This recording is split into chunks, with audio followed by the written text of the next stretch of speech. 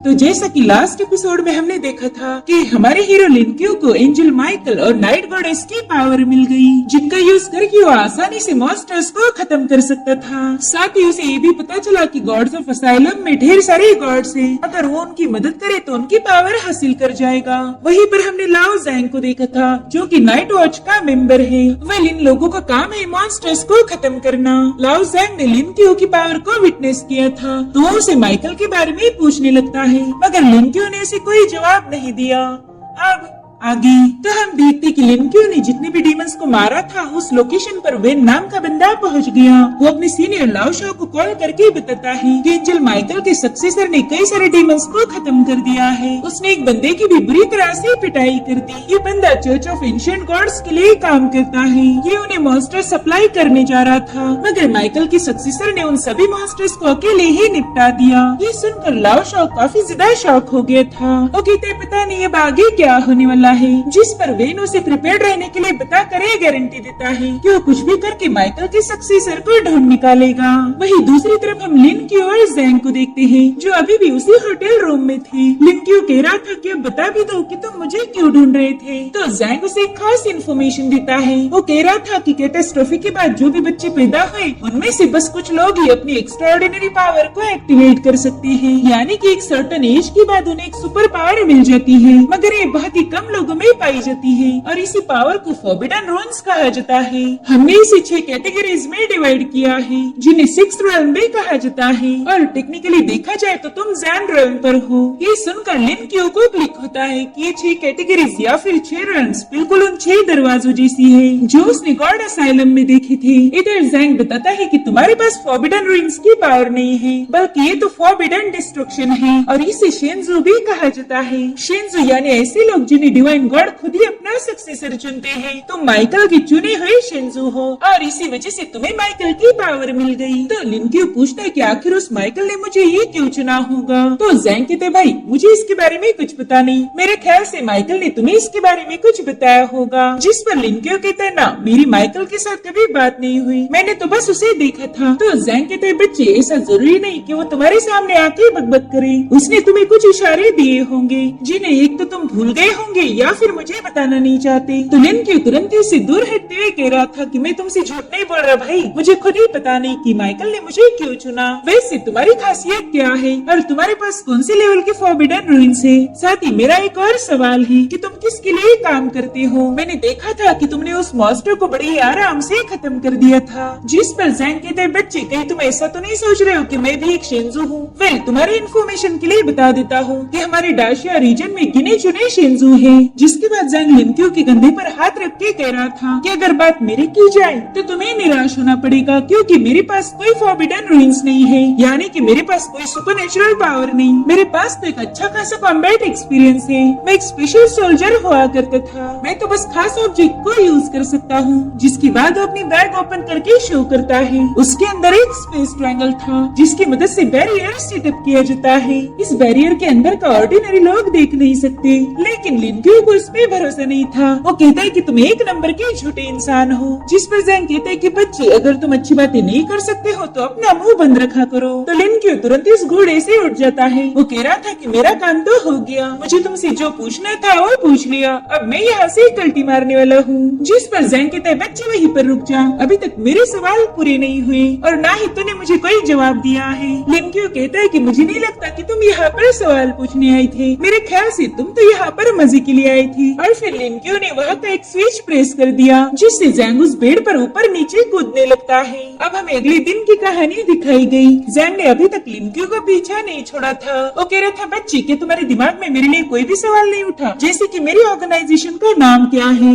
या फिर हम लोग क्या काम करते हैं। क्या वाकई तुम ये सब जानने के लिए इंटरेस्टेड नहीं हो। जिस पर लिनक्यू कहते ना, मुझे तो बिल्कुल भी तजस्सुस नहीं। वैसे मैंने कई सारी मूवीज में देखा है कि तुम्हारी जैसी ऑर्गेनाइजेशन सीक्रेटली काम करती है और वो अपने काम के बारे में किसी को भी जानकारी नहीं देती। अगर उनकी इन्फॉर्मेशन लीक हो गई तो उस बंदी को खत्म कर देते हैं। शायद लिनक्यू ने मिशन इम्पॉसिबल या फिर जेम्स बॉन्ड जैसी मूवीज देखी होगी। अब लिनक्यू तो उसे कुछ नहीं पूछता, इसलिए जैंग खुद ही बताने लगता है कि हमारे एक सोल्जर की ऑर्गेनाइजेशन है और मैं चाहता हूँ कि तुम भी हमारे साथ ज्वाइन करो। हम दोनों भाई मिलकर मॉन्स्टर्स का खात्मा कर देंगे। गई, मगर लिनक्यू तो उसके ऑफर को बिल्कुल भी भाव नहीं दे रहा था। वो तो एक बच्ची को वीडियो गेम में हराने पर ज्यादा फोकस कर रहा था। इधर जैंग बताता है कि हमारी दुनिया में कई सारे गॉड्स और मॉन्स्टर्स हैं और वो हमारी दुनिया को कभी भी तबाह कर सकते हैं, और इसी तबाही को रोकने के लिए हमारी ऑर्गेनाइजेशन बनाई गई। हमें नाइट वॉच कहा जाता है।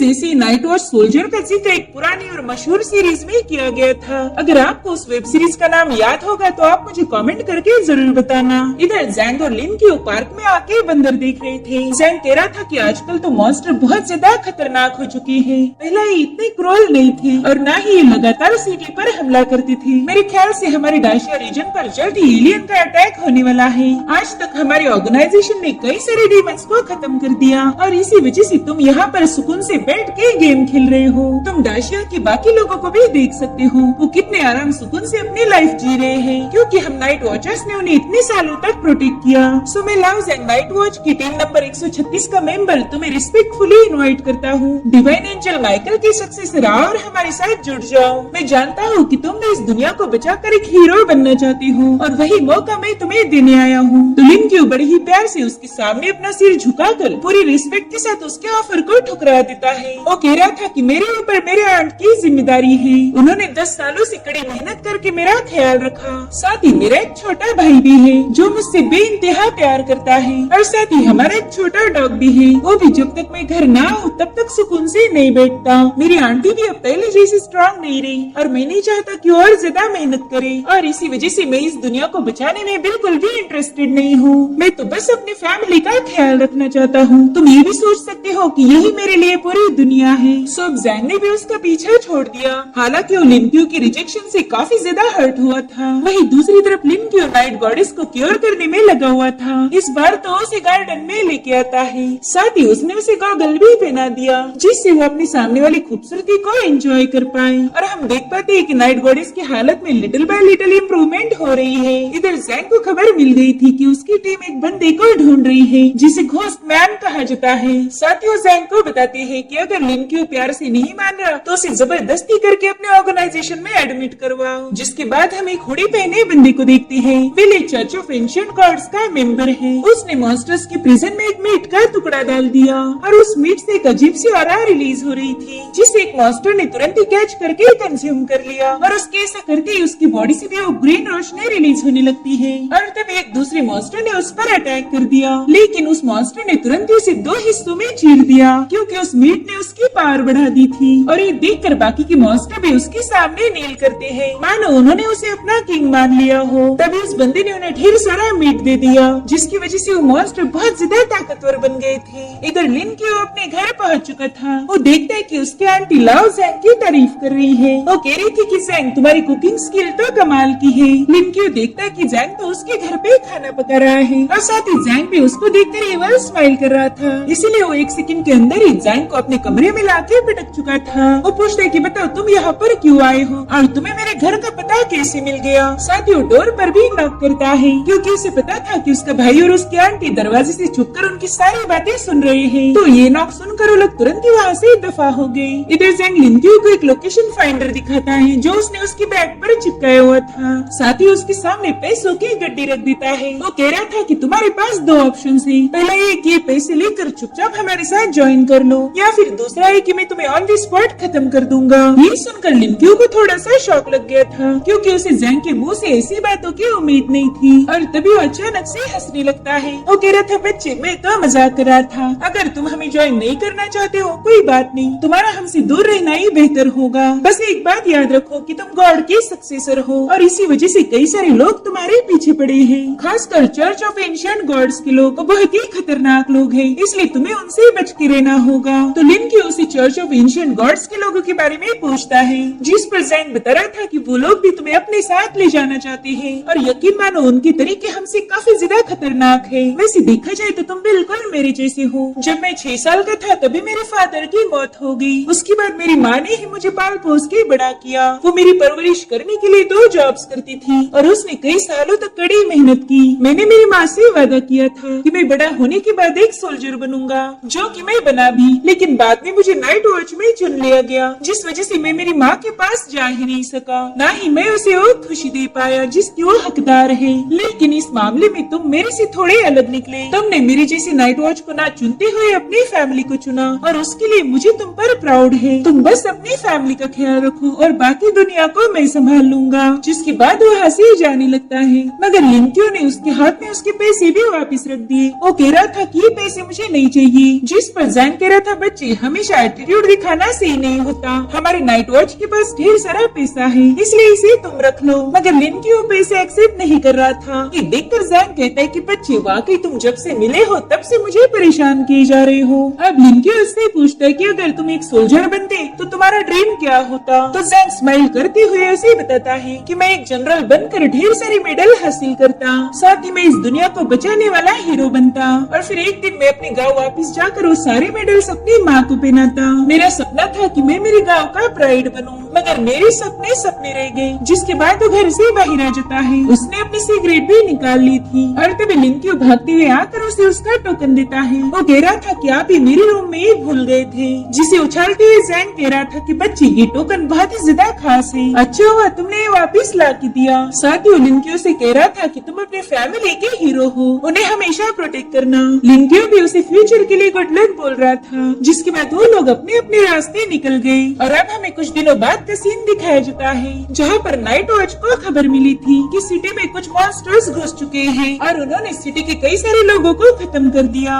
दरअसल इन लोगों को मारने वाला घोस्ट फेस किंग था, यानी कि मॉन्स्टर्स का राजा, और वो बाकी के मॉन्स्टर्स के मुकाबले काफी ज्यादा पावरफुल था। इधर कंट्रोल रूम से लाओ जैंग का साथी उसे बताता है कि इस मॉन्स्टर को बैरियर में ट्रैप नहीं किया जा सकता, वो बड़ी ही आसानी से बैरियर्स को तोड़ रहा है, इसीलिए तुम जल्दी से वहाँ से भाग निकलो। लेकिन जैंग कह रहा था कि हमारी टीम आने तक मैं इस मॉन्स्टर को रोक लूंगा, अगर मैं यहाँ से चला गया तो ये मॉन्स्टर ओल्ड सिटी में खून की नदियाँ बहा देगा, इसलिए वो जल्दी से एक बैरियर को क्रिएट कर देता है। अब वो मॉन्स्टर उस पर ढेर सारे पंचेस मार रहा था, जिससे वो बैरियर कमजोर हो गया। इधर वो बंदा कह रहा था कि जैंग जल्दी से वहाँ से भाग जाओ, तुम इस डीमन का मुकाबला नहीं कर सकते। तभी उसका साथी कहता है जैंग तुम्हारा काम है बैरियर को सेटअप करना, जो कि तुमने कर दिया है, अब जल्दी से यहाँ से निकल जाओ। मगर जैंग गुस्से में आकर अपना ब्लूटूथ फेंक देता है। वो कह रहा था कि मैं भी एक नाइट वॉच हूँ, मेरा काम है मॉन्स्टर्स को खत्म करना, और अब वो अपनी तलवार निकाल कर अपनी शपथ दोहराता है। वो कह रहा था कि मैं हजारों लोगों के सामने खड़ा होकर अकेला मॉन्स्टर्स का मुकाबला करूंगा, मैं मॉन्स्टर्स के खून से पूरा आसमान लाल कर दूंगा। साथ ही वो कह रहा था कि मेरे पीछे हजारों लोग हैं, लेकिन उनमें से एक उस बच्चे का घर भी है जो उसके लिए उसकी पूरी दुनिया है। फिर यहाँ पर वो लिंक्यो की बात कर रहा था और मैं उसकी दुनिया को प्रोटेक्ट करने के लिए अपनी जान भी दे सकता हूँ। इधर ओल्ड सिटी के लोग अपने अपने कामों में बिजी थे, उन्हें कोई आइडिया नहीं थी कि एक बंदा अपनी जान पर खेल के उन्हें बचा रहा है। इधर जैंग ने मॉन्स्टर किंग के साथ फाइट करना शुरू कर दी थी, लेकिन वो मॉन्स्टर किंग उसके हर एक अटैक को डॉज कर रहा था। उल्टा जैंग ने उस पर अपनी तेज नाखूनों से वार कर दिया, मगर जैंग पीछे नहीं हटता। वो दोबारा से उस मॉन्स्टर पर कूद जाता है, लेकिन इस बार भी उस मॉन्स्टर ने उसे बुरी तरह से घायल कर पीछे पुश कर दिया। जैंग कहता है कि मानना पड़ेगा तुम बहुत स्ट्रांग हो, लेकिन मेरे जितने तेज नहीं हो। और अब उस मॉन्स्टर ने अपनी पावर्स को एक्टिवेट करते हुए वहाँ का स्ट्रक्चर चेंज कर दिया। उसने अपनी ही एक दुनिया बनाई थी जहाँ पर ग्रेविटी अजीब तरीके से काम करती है, और जैंग उसमें फंस गया था। तब तक वो मॉन्स्टर अपने कुछ क्लोन्स बना लेता है जो जैंग पर हमला कर रहे थे, मगर जैंग ने उन्हें खत्म कर दिया। अब वहाँ की फ्लोर अपने आप मूव हो रही थी, जिस वजह से जैंग वहाँ पर अपनी स्पीड का यूज नहीं कर पाता, और वो मॉन्स्टर अपनी शैडोज क्रिएट करके उसे चकमा दे रहा था। इसी का फायदा उठाते हुए उस मॉन्स्टर ने जैंग को दूर पटक दिया। अब वो बड़ी ही तेजी से जैंग की तरफ भागने लगता है, मगर जैंग ने समय रहते जंप लगाकर उसी पर अटैक कर दिया। हालांकि उस मॉन्स्टर पर इसका कोई असर नहीं होता, उसने अब जैंग को दबोच लिया था, मगर जैंग ने उस पर अपना सिर मार के वो पीछे हट गया। जिसके बाद वो अपनी तलवार उसकी तरफ पॉइंट करते हुए कह रहा था कि मैं तेरे साथ ऐसे ही दिन भर खेल सकता हूँ, इसलिए मुझे हल्के में मत लेना। ये सुन के वो मॉन्स्टर दोबारा से उस पे हल्ला बोल चुका था। जैंग समझ गया कि इसके अंदर कुछ अलग पावर डाल दी गई है। अब वो मॉन्स्टर वहाँ के बिल्डिंग ब्लॉक्स को आपस में जोड़ते हुए उन्हें क्रश कर रहा था, और फिर उसी के पीसेस ने उसने जैंग पर हमला कर दिया। मगर जैंग जैसे तैसे उनसे खुद को बचा लेता है, और तभी उस मॉन्स्टर ने उस पर एक पावरफुल पंच से हमला कर दिया, जिससे जैंग की पसलियां टूट गई और वो बुरी तरह से घायल होकर काफी दूर जाके गिर जाता है। उससे तो अब उठा भी नहीं जा रहा था। वो खुद पर ही गुस्सा करते हुए कह रहा था कि आखिर मेरे पास स्पेशल पावर क्यों नहीं है? अगर मेरे पास फॉरबिडन रिंग्स होती तो मैं इसे अभी तक 100 100 बार मार चुका होता और तभी वो मॉन्स्टर उस पे एक और जबरदस्त पंच से हिट कर देता है। जैंग के घायल होने का एहसास लिनक्यू को भी हो चुका था। साथ ही एक बैट भी उसे इस मॉन्स्टर की खबर देती है तो लिनक्यू बड़ी ही तेजी से टाउन की तरफ निकल पड़ा। इधर वो मॉन्स्टर जैंग पर पंचेस की बारिश कर रहा था, वही दूसरी तरफ लिनक्यू भागते हुए जैंग को मिस करता है। उसे पता था कि जैंग के पास कोई स्पेशल पावर नहीं है, वो तो बस अपनी कॉम्बैट स्किल के दम पर ही मॉन्स्टर्स का मुकाबला करता आया था। इधर उस मॉन्स्टर ने जैंग को बुरी तरह से पीट कर ऊपर उठा लिया था। अब वो उसके पाँव पकड़कर उसे बीच में से चीरने वाला था कि तभी जैंग को अपने नाइट वॉच सिंबल की याद आती है। उसने लिनक्यू को बताया था कि ये कोई मामूली टोकन नहीं है बल्कि ये नाइट वॉच का सबसे स्पेशल वेपन है। इसलिए वो जल्दी से अपनी तलवार उठाकर पहला तो उस मॉन्स्टर के पैरों पर अटैक कर देता है, जिससे वो मॉन्स्टर तुरंत ही उसे नीचे पटक देता है। और अब उस मॉन्स्टर ने एक बड़ा सा पत्थर उठाकर उस जैंग को उसके नीचे कुचलने वाला था। इधर जैंग उस छोटे से कॉइन को देखकर कह रहा था कि मैंने इसी दिन का बेसब्री से इंतजार किया है, फाइनली मैं इसे यूज कर पाऊंगा। और अब उस कॉइन पर लगी हुई सुई को खुद में चुभो लेता है। तब तक उस मॉन्स्टर ने उस पे बड़े से पत्थर से हमला कर दिया था, मगर जैंग ने एक ही पंच में उसे बहुत दूर पटक दिया। दरअसल उस टोकन की मदद से जैंग ने अपने फॉरबिडन रूइंस को फोर्सफुली एक्टिवेट किया था। इधर वो मॉन्स्टर बड़ी ही तेजी से उसकी तरफ भागने लगता है और जैंग भी उसे मारने के लिए बेताब था। इधर लिनक्यू ने जैंग ने लगा हुआ बैरियर एक ही पंच में तोड़ दिया, वही दूसरी तरफ जैंग ने भी उस मॉन्स्टर का एक हाथ धड़ से अलग कर दिया। फिलहाल उसने फॉरबिडन रूइन की तीसरी लेवल को अनलॉक किया था और अब वो खुश होकर कहने लगता है कि मुझे पता था मैं लाओ जैंग एक जीनियस हूँ। और तभी लिनक्यू वहाँ पर पहुँच गया। वो कहता है क्यों भाई, तुमने तो कहा था कि तुम्हारे पास कोई सुपरनेचुरल पावर नहीं है, फिर ये पावर तुम्हारे पास कहाँ से आ गई? उसे वहाँ पर देख के जैंग शॉक हो गया। वो पूछता है कि तुम यहाँ पर कैसे आए? तो लिनक्यू बताता है कि तुम्हारी बैरियर को एक पंच में तोड़कर इधर उस डीमन ने अपनी अल्टीमेट पावर को एक्टिवेट कर दिया था, जिससे वहाँ पर तेज रोशनी रिलीज होने लगती है। जैंग कह रहा था कि बच्चे ये जो सोड है इसे जरा अच्छे से देखना। तो लिनक्यू कह रहा था कि ऐसा क्या है इसमें, जिस पर जैंग बताता है कि अब ये सोड बहुत ही ज्यादा हैंडसम दिखने वाली है। और अब उस सोड के पीछे से चांद को देखता है, ऐसा लग रहा था कि उस सोड में मून पावर आ चुकी है। अब जैंग बड़े ही कूल अंदाज में उस सोड को लेकर आगे बढ़ता है। उसका फॉर्म देखकर लिनक्यू की आंखें फटी की फटी रह गई। इधर जैंग ने बड़े ही स्टाइलिश अंदाज में उस मॉन्स्टर किंग पर वार किया। उसके एक ही स्लैश में उस मॉन्स्टर की गर्दन कट गई थी और फिर जैंग ने बड़े ही कूल अंदाज में अपनी सिगरेट बाहर निकाल ली, जिसके बाद लिनक्यू से पूछता है कि बच्चे बताओ कैसे लगा मेरा स्टाइल? तो लिनक्यू कहता है बहुत बढ़िया, अच्छा था। अब लिनक्यू उसके लिए लाइटर ढूंढ रहा था और तभी जैंग नीचे गिर जाता है। लिनक्यू तुरंत ही उसके पास पहुंच गया। वो देखता है कि जैंग तो बुरी तरह से घायल है। वो घबराते हुए पूछ रहा था कि ये तुम्हें क्या हो गया? अभी तक तो तुम ठीक थे, चलो मैं तुम्हें हॉस्पिटल ले जाता हूँ। मगर जैंग कहता है ना, इसकी कोई जरूरत नहीं, मैंने ghost and gods lead the way का यूज किया था। दरअसल यहाँ पर जैंग उसी टोकन की पावर के बारे में बात कर रहा था। वो कहता है कि इस मूव को बस हम एक बार ही यूज कर सकते हैं। वेल मेरे पास पावर नहीं थी इसलिए मैंने उसका यूज किया। मैंने मेरे साथियों की फॉरबिडन रूइंस देखी थी, उन्हें देखकर मुझे लगता था कि मेरे पास भी ऐसी पावर होनी चाहिए और आज मैंने उस हाई लेवल की फॉरबिडन रूइंस को एक्सपीरियंस भी किया। वो फीलिंग कमाल की थी। अगर मैं जिंदा रहता तो मेरे इस कारनामे के लिए जरूर से मुझे एक मेडल मिलता, जिसे लेकर मैं अपने गाँव अपनी माँ के पास वापस चला जाता ताकि मैं उसे ये खुशी दे पाऊँ। तो लिनक्यू कहते तुम्हें कुछ नहीं होगा, तुम जिंदा रहोगे, इसलिए ये सब फालतू बातें मत करो, तुम मुझे छोड़ के नहीं जा सकते। तभी जैंग उससे कहता है कि लिनक्यू आज की फाइट तुम्हें कैसी लगी? तुम्हारा मास्टर कैसा दिख रहा था? ये सुनकर लिनक्यू रोते हुए कह रहा था कि आप बहुत ज्यादा हैंडसम लग रहे थे, मैंने आपके जैसा बहादुर बंदा आज तक नहीं देखा था। तब तक जैंग ने अपनी सिगरेट उठा ली और लिनक्यू उसे लिट करने की कोशिश कर रहा था। जैंग कहता है लिनक्यू तुम मुझसे भी ज्यादा हैंडसम हो, और तभी वो सिगरेट नीचे गिर जाती है क्योंकि जैंग की वहीं पर मौत हो गई थी, जो देख लिनक्यू रोने लगता है। और ये वाकई बहुत ही ज्यादा इमोशनल सीन था। इसी मोमेंट पर उसने उस कॉइन पर लिखी हुई लाइंस को भी पढ़ लिया, जो कि नाइट वॉच की शपथ थी। जैंग ने इन लोगों को बचाने के लिए अपनी जान की कुर्बानी दी। लिनक्यू को खुद पर भी बहुत ज्यादा गुस्सा आ रहा था। उसे लगता है कि अगर वो जैंग की बात मानकर नाइट वॉच को ज्वाइन कर लेता तो आज उसे अपना दोस्त खोना न पड़ता। और तब तक उस मॉन्स्टर किंग ने अपना सिर दोबारा से जोड़ लिया था। वो बड़ी ही तेजी से लिनक्यू की तरफ आगे बढ़ता है। इधर लिनक्यू ने भी अपनी पावर को एक्टिवेट कर दिया और अब वो जैंग की तलवार उठा लेता है। उसके आसपास एक शील्ड बन गई थी और उसकी फेस में हम माइकल के चेहरे को देख पाते हैं। उसने सिर्फ जोर से चिल्लाने की वजह से वो मॉन्स्टर दूर जाके पटक गया था और अब लिनक्यू अपने गॉड फॉर्म में आगे बढ़ने लगता है। वो मॉन्स्टर भी उसी की तरफ आ रहा था। तो लिनक्यू ने अपनी सूंड हवा में उठा ली और फिर वो एक ही अटैक उस मॉन्स्टर पर कर देता है, जिससे वहाँ पर तेज एनर्जी रिलीज हो गई। वो एनर्जी सीधे आसमान तक चली गई थी। लिनक्यू ने उस मॉन्स्टर को 2 हिस्सों में काट दिया था। उसे अभी तक यकीन नहीं होता कि उसका दोस्त मर चुका है। वहीं पर हम एक लड़की को देखते हैं, इसका नाम होंग था और ये बड़ी ही तेजी से जैंग की तरफ भाग रही थी। तभी उसका साथी उसे कंट्रोल रूम से बताता है कि तुम्हें खुद को संभालना होगा, क्योंकि जैंग अपनी जगह से हिला भी नहीं। जिस पर वो गुस्से में कह रही थी कि बकवास मत करो, जैंग को कुछ नहीं हो सकता। और तभी वो बंदा कहता है कि शायद जैंग जिंदा है, मैं उसे मूव होते हुए देख पा रहा हूँ। ये सुनकर होंग खुश हो गई, लेकिन वो जैंग नहीं बल्कि लिनक्यू था। वो जैंग को अपनी गोद में उठाकर आगे बढ़ता है और ये सब देखकर होंग को तो बहुत बड़ा सदमा लग गया। लिनक्यू कह रहा था कि ये है जनरल लाओ जैंग और इन्होंने अपनी जान देकर हजारों लोगों की जान बचाई है। जिसके बाद वो जोर से चीखते हुए रोने लगता है। तब तक वहाँ पर जैंग के दूसरे साथी भी पहुँच गए थे। वो सभी लोग अपने दोस्त की तरफ भागने लगते हैं और इसी के साथ इमोशनल एपिसोड यहीं पर एंड हो जाता है।